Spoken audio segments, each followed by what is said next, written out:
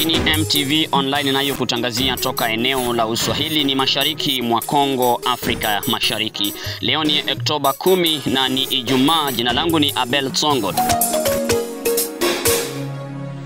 Taarifa zetu zaanzia huko Kasenyi, Mangurijipa, ambako watu watatu wamepatikana wakiwa wameuawa na watu wanaodhaniwa kuwa ADF, hali ambayo imelazimisha watu kukimbia kwa mara nyingine kijiji hicho wakikimbilia sehemu ya usalama. Samuel Lekok yuko kwa njia ya simu. Hiyo habari mbaya tulisikia tangu jana. Vijana ambao walienda shambani baada ya kukataa kufanya hiyo kama salongo kwenye askari, kwenye kama kambi la askari, na baada ya hiyo jioni tukasikia kwamba wameweza kuchukuliwa, na leo wameweza kuonekana wawili wameweza kufariki wa kijana. Mama mmoja ameweza kutungikwa kwenye mti, jambo ambalo linaendelea tena kushangaza zaidi. Raia ya Mangurijipa katika sekta ya Bapere, ndapo watu waliweza wamerudi hapo mjini Kasenyi baada ya mauaji ambayo iliweza kutokea hapo, na imeshangaza tena watu wengi, na wengi wameweza kufunga virago na kujielekeza mahali ambapo wanadai kupata usalama. Kasenyi iko wapi ukilinganisha na mji wa Mangurijipa? Kasenyi ni kilomita 8 kutoka pembeni ya mji wa Ndoyo, mahali ambapo waliweza kuwa, na ni mashariki, naweza sema ni mashariki mwa mji wa Mangurijipa, isiyopungua kilomita 8. Na hao watu wameuawa ni wakulima ama ni wafanyabiashara? Ni wakaji, ni wakulima. Walikuwa kwenye shamba wakiokota ngazi ili waweze kutosha mafuta, na hapo ndipo jambazi aliweza kuwakuta na kuwachukua kwenye pori. Na hali ikoje hivi tunazungumza? Hali si nzuri, kwa sababu mahali wakaaji ama wanaendelea kufariki na kuchukuliwa na kufariki kupitia hiyo mauaji ya ADF. Hali si nzuri, wakaaji wanakosa wamlilie nani, kwa sababu tangu mauaji iliweza kuanzishwa Mangurijipa katika sekta Bapere na Gupmaya Manzia, inaonekana ya kwamba kuna udhaifu, itilafu fulani katika operesheni ya kumsaka huyo adui ADF. Tukitoka huko Mangurijipa tunarudi hadi Mangina, hasa Mangodomo wilayani Beni, ambako hali imerudi tulivu baada ya mlio ya silaha nzito kusikika usiku wa leo, hali iliyolazimu watu kukimbilia makazi yao na kukimbia eneo lenye usalama. Tumezungumza naye Kakule Vunyati kutoka mji wa Mangina. Ni muongozi Kakule Vunyati.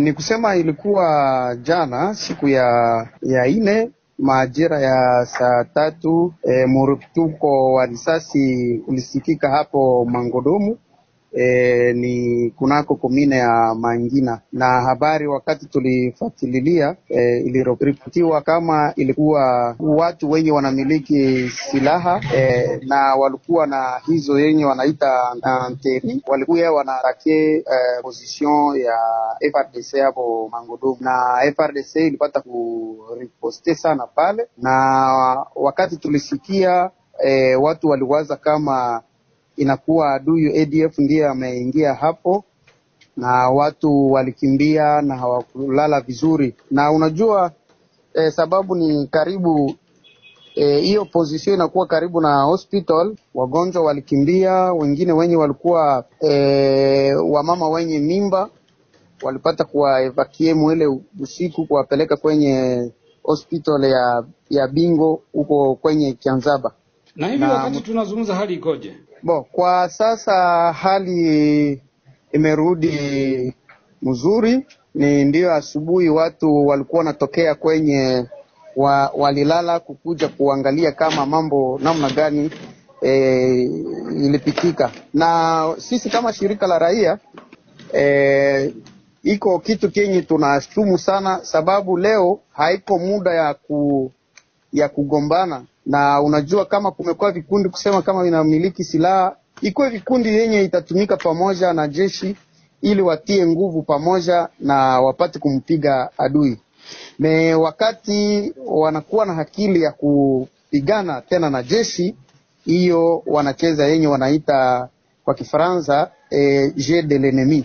Ni kusema kwa leo tupate kuungana na tupate kupata nguvu ili tupate kupiga huyo mhuni mwenye anatutatiza katika teritwari ya kwetu Mambasa, Irumu, popote hapo kwenye huyu adui amesikika. Kwamba ni wazalendo ndio wameshambulia jeshi la serikali?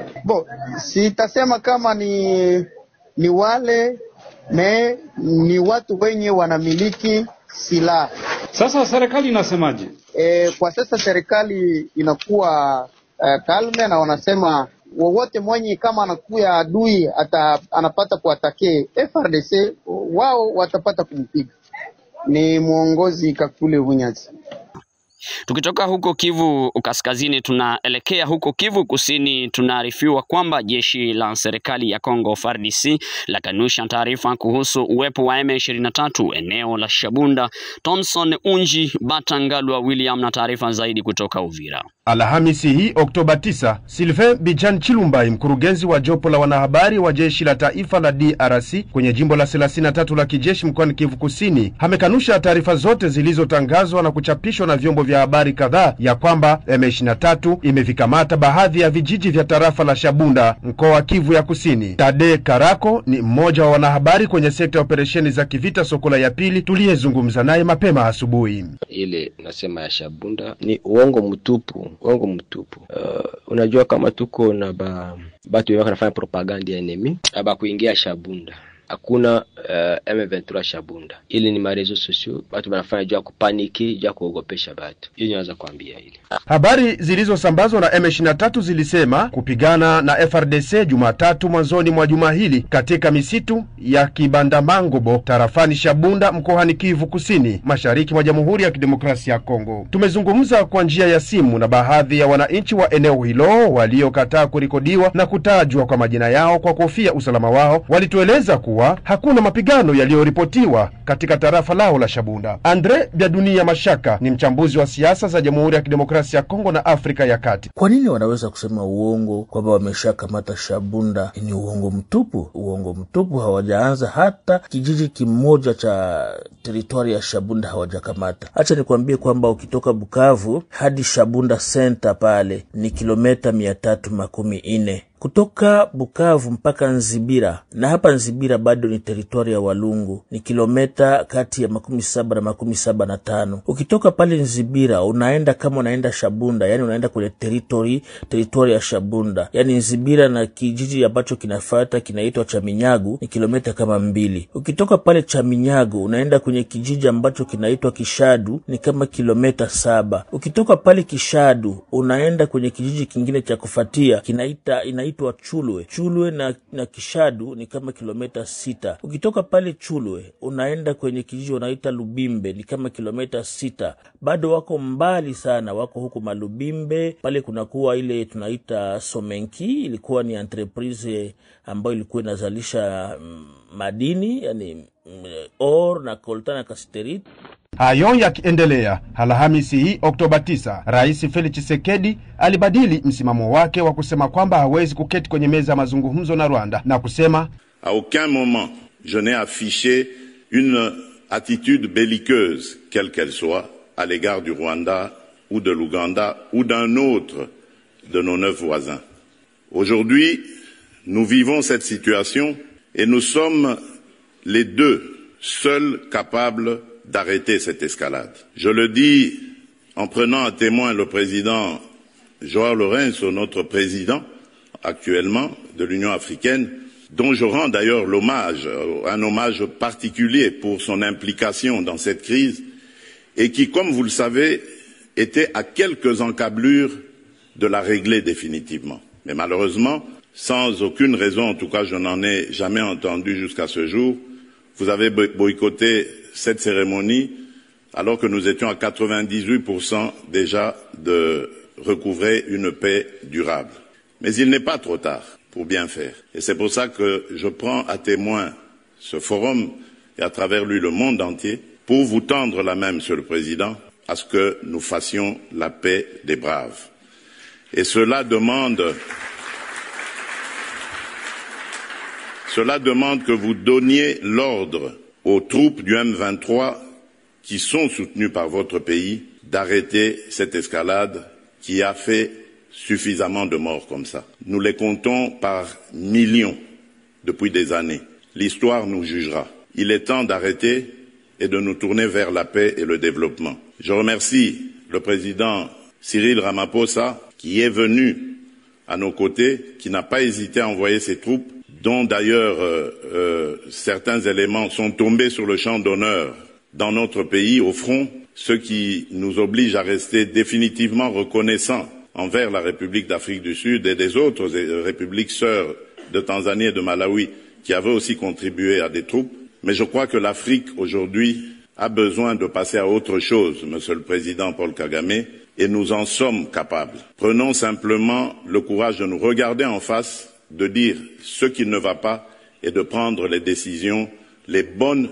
Yeye Tshisekedi alisema Rais Kagame, ni kwako wewe kutoa oda kwa M23 kusitisha machafuko kwa kuwa inasaidiwa na jeshi lako la Rwanda na kusababisha vifo vingi mashariki mwa DRC. Nikiripoti kutoka Uvira, mashariki mwa Jamhuri ya Kidemokrasia ya Kongo, mkoani Kivu Kusini, mimi ni Thompson Unjibata Ngalo William. Tukitoka huko tunarudi hadi katika mji wa Kichanga wilayani Masisi, Kivu Kaskazini, ambako kumewekwa uongozi mpya wa asili. Emmanuel Ndizeye ni kiongozi wa wilayani Masisi.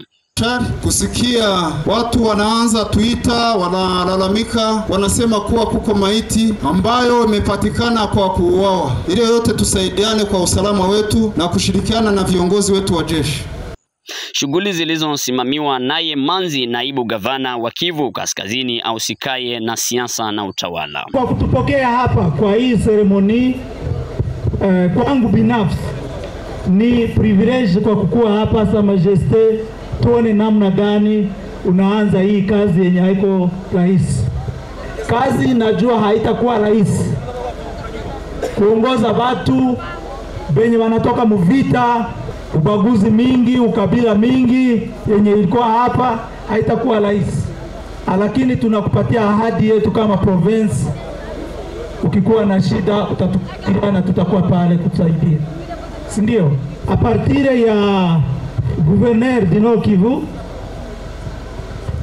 Bahati Musanga Erasto ikaona kama sheferi ya Bashali haiwezi kaendelea bila uongozi.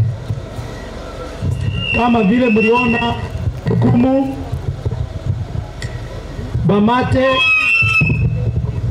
Bwisha na zingine, tuensare mwami wenu Sa Majesté Jacques Bashari,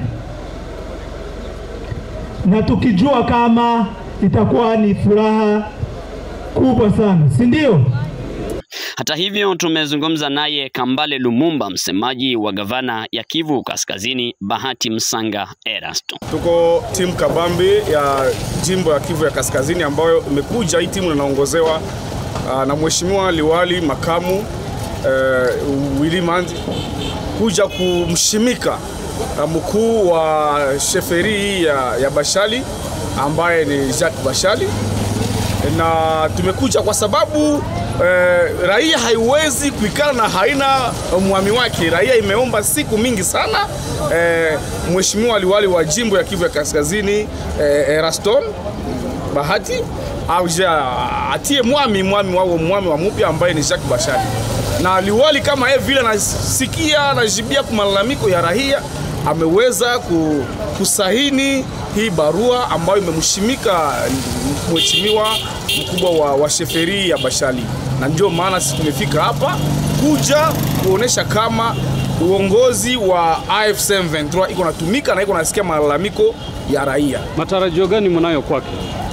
Sisi kama vile chama ya AFC M23 na zaidi sana mheshimiwa liwali wa jimbo anachunga sana kwa mheshimiwa mkubwa wa sheferia Bashali kuweza kukua mtu ambaye atapatanisha sana raia ya hapa ya hii sheferi, kwa sababu anamchungia kwa kitu ambao wanaita akuwe mtu mwatakuwa pacificateur na aweze inire hii population yote yenye iko hapa, aweze kupiganisha sana hii mambo ya ukabila na aweze kusaidia ili amani na usalama uweze kudumu ndani ya sheferi yake ya Bashali. Taarifa zetu zahitimishwa huko Kenya ambako wanaharakati nchini Kenya wameandamana wakishinikiza kuachiliwa huru kwa wanaharakati wenzao waliozuiliwa nchini Uganda. Wanasema hatua za kuzuiliwa ni ukiukaji wa haki za binadamu na inalenga kunyamazisha sauti zinazotetea haki za kidemokrasia katika ukanda wa Afrika Mashariki. Ni hayo kwa siku ya leo, na asante sana kwa wote walioshiriki na kuchangia ufanikishi wa taarifa za leo. Mimi ni Abel Songo nikiwa hapa jijini Butembo, mashariki mwa Jamhuri ya Kidemokrasia ya Kongo. Asante na nikutakie weekend njema.